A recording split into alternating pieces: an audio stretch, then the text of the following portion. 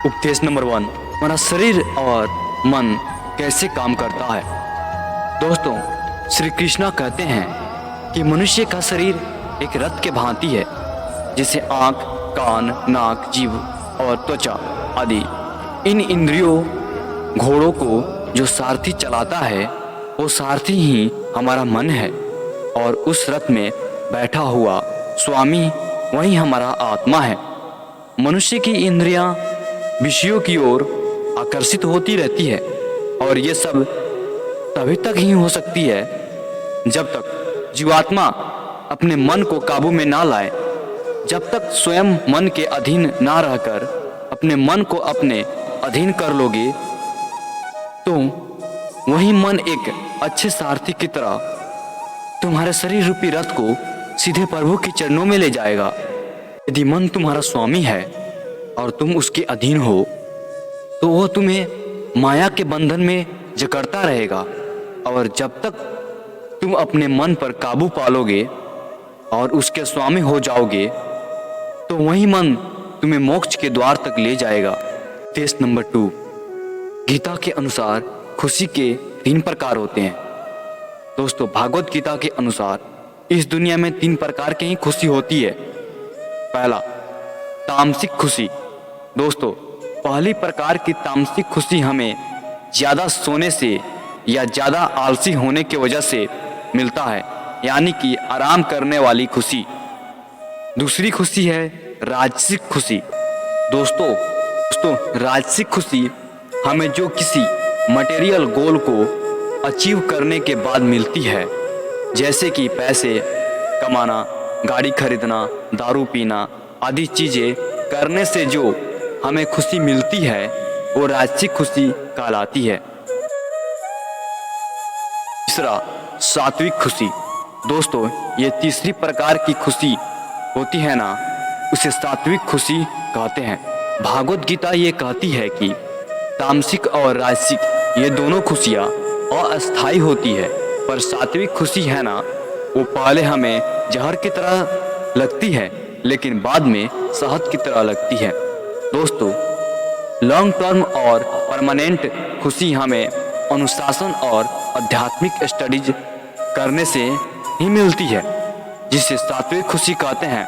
दोस्तों, आप ज़्यादातर किस तरह की खुशी में होते हैं, यह हमें नीचे कमेंट में ज़रूर बताएं। केस नंबर 3, श्री कृष्ण कहते हैं कि इस संसार में केवल 2 ही वस्तु है, एक शरीर और दूसरा उस शरीर में रहने वाला शरीरी। इस शरीर में रहने वाला जो आत्मा रूपी शरीरी है वो कभी भी नहीं मरता, और जो शरीर है वो सदा रहता नहीं है।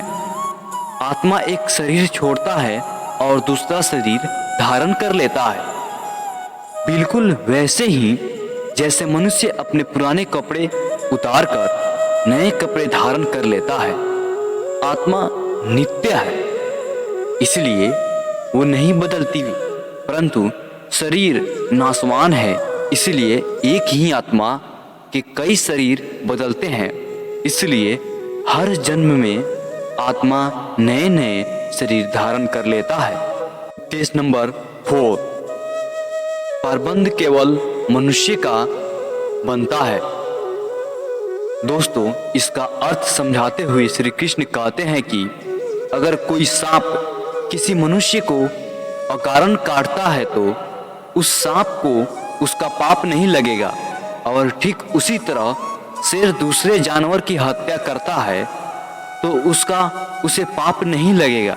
या बकरी का उदाहरण लीजिए, बकरी किसी की हत्या नहीं करती है और सिर्फ घास खाती है, तो इस कारण वो पुण्य की भागी नहीं बनती है। अब पुण्य का लेखा जोखा अर्थात प्रबंध केवल मनुष्य का बनता है।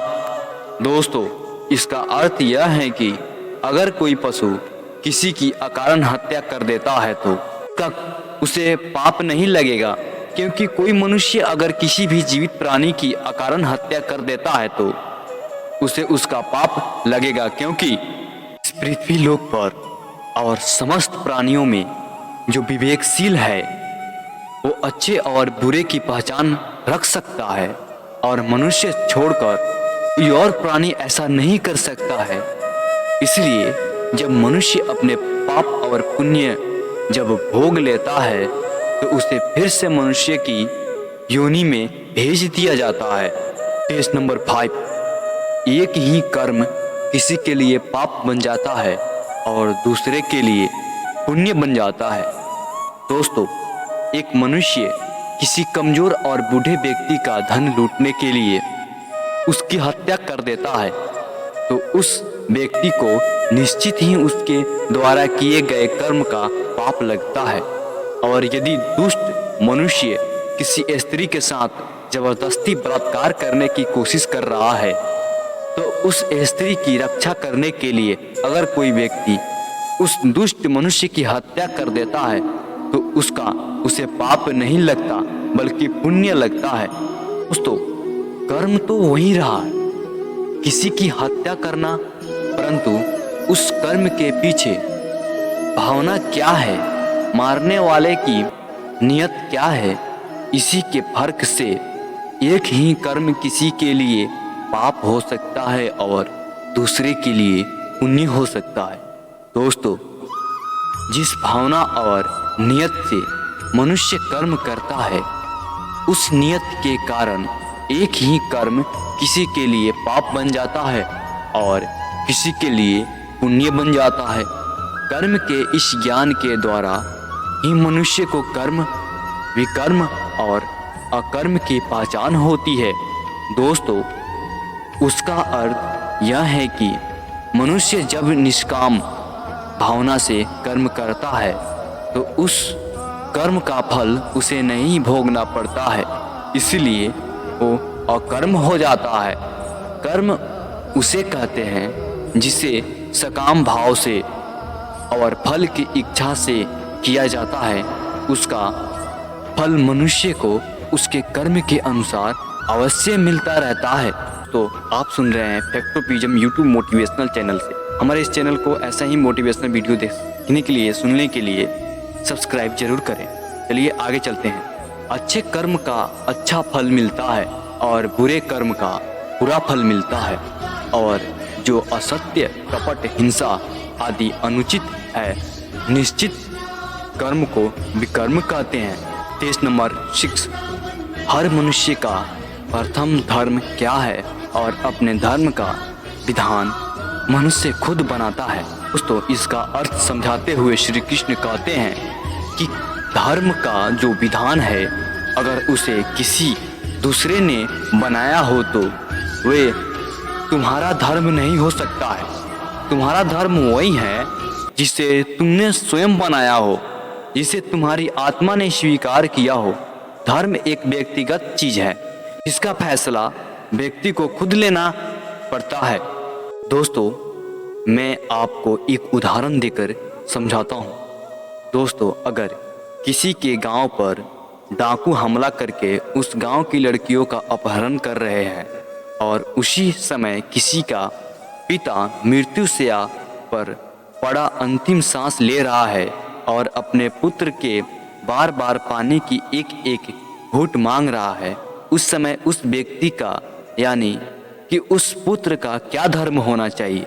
वो मरते हुए अपने पिता के कंठ में अंतिम समय गंगा जल की बूंद बूंद टपकाता हुआ अपने पुत्र धर्म का पालन करे, या फिर उसके गांव की लड़कियों पर जो संकट आ गया है उसकी रक्षा के लिए अपने हाथ में तलवार उठाए हुए उन डाकुओं का मुकाबला करे? अवश्य पड़े तो अपनी ही जान भी देकर अपने गांव की इज्जत बचाए। दोस्तों, इसका निर्णय कोई दूसरा व्यक्ति कैसे कर सकता है? इसको धर्म का दोहराया या धर्म संकट भी कह सकते हैं। ऐसी स्थिति में वो व्यक्ति क्या करे, उसका फैसला कोई और व्यक्ति नहीं कर सकता है, बल्कि ये निर्णय उसे खुद लेना पड़ता है कि उस समय उसका प्रथम धर्म क्या है। उस समय उसकी अंतरात्मा जो आवाज दे रही है वही उसका प्रथम धर्म है।